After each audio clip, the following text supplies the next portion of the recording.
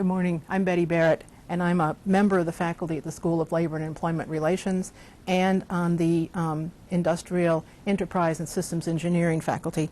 And I'm going to talk this morning a little bit about social technical systems, and I'd like to thank Avanija Sharma for helping me with putting together these scripts.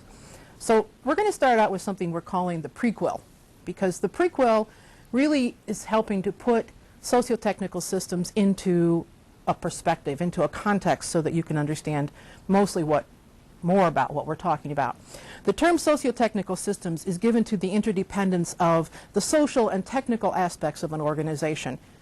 In any organization, optimal effectiveness occurs when the best balance is achieved between the people and the technology that they use. So working within a socio-technical system means examining and revising patterns of management strategy and employment interaction that have developed in the past. And that's where the prequel part comes in. Socio-technical systems is a very dramatic concept, and to understand its present structure and to fully appreciate what we can do with it in the future, it becomes necessary to know about the factors that led to its birth. We need to examine the work of Frederick Taylor, who devised scientific management in the early 20th century.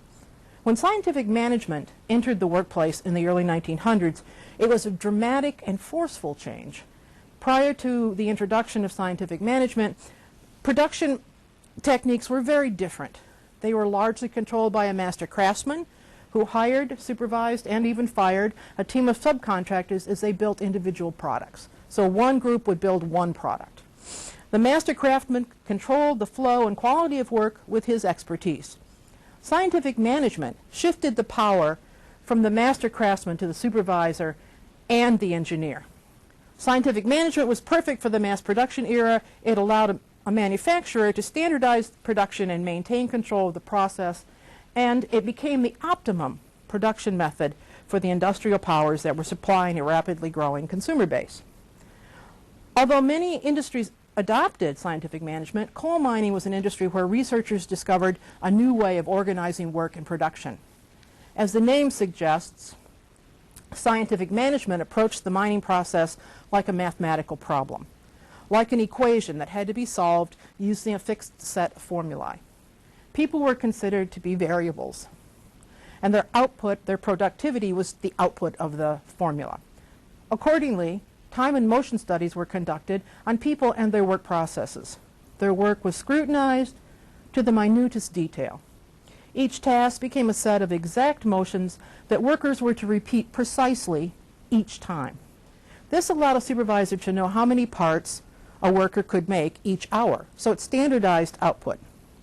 Scientific management methods did improve productivity, which Taylor believed would increase the gain for both workers and employers. The costs, however, were great for these improvements.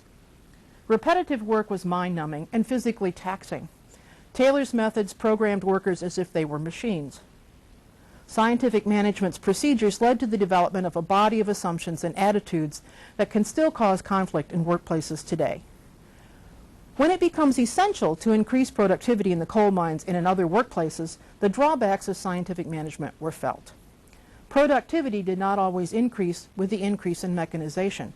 There were frequent labor disputes, increased absenteeism, and employee turnover. During this period, Eric Trist and Fred Emery, members of the Tavistock Institute, recognized and began to study the effects of introducing the social dimension to the mines. The first indication of the need to consider the people as well as the technology arose after the introduction of new mining equipment. Miners organized along Tayloristic principles found they could design a more effective work process if they adapted their tasks themselves. This effort made the work more effective and made use of the experience of the workers. Advocates of these changes hailed the British coal mine that enjoyed a low rate of absenteeism and labor disputes because the employees had created small autonomous groups that relied on the knowledge of the workers to design the best practices to work with the new technology.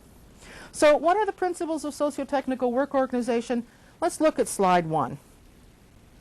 First of all, in a socio-technical system, it is a work system in which the activities make a whole rather than decomposable single jobs. So the whole task and the whole string of production becomes a job, not just each piece as Frederick Taylor designed. A work group is more central than the individual worker. So you have a team of people, a group of people who are working together to create the product rather than one worker. The system can be run internally rather than externally by supervisors. So the people who are doing the work, this group, do their own management, make their own rules, do their own adjustments to make sure that they've optimized their own piece of this production. There's a redundancy of functions rather than a redundancy of parts. So people know how to do a variety of different work instead of just one specific task that might have been theirs to do under scientific management. The discretionary parts of work are more valued than the prescribed. So, for example, in scientific management, each person had an exact task to do, and that was the prescribed task. But now, we expect people to make decisions at their workstations about what's going on with their product. These are discretionary parts of the work, and they're increasingly important because we need to make decisions faster and faster in today's workplace. The individual is complementary to the machine rather than its extension. The person works with the machine, not just punches a button and lets the machine do the work. So that means that the person is paying attention to what's going on with the machine, is looking for deficiencies or defects, is listening to see if the machine's operating correctly. Those are all part of working with the machine. And finally, the work is variety increasing for both the individual and the organization, rather than variety decreasing. What this means is that a person can, in fact, begin to use their mind or their expertise or knowledge to change what they're doing. They can pay attention and say, look, you know, if we did this in another way, we could do it a little faster, or we could save a little money, and it would make the part just as good. So it increases the amount of variety that a person has in their individual tasks. Together, these principles created a work environment that was the antithesis of scientific management. This caused resistance among some employers and managers because they found it difficult to give up the absolute control they'd held. Followers of scientific management were skeptical about the success of socio-technical integration.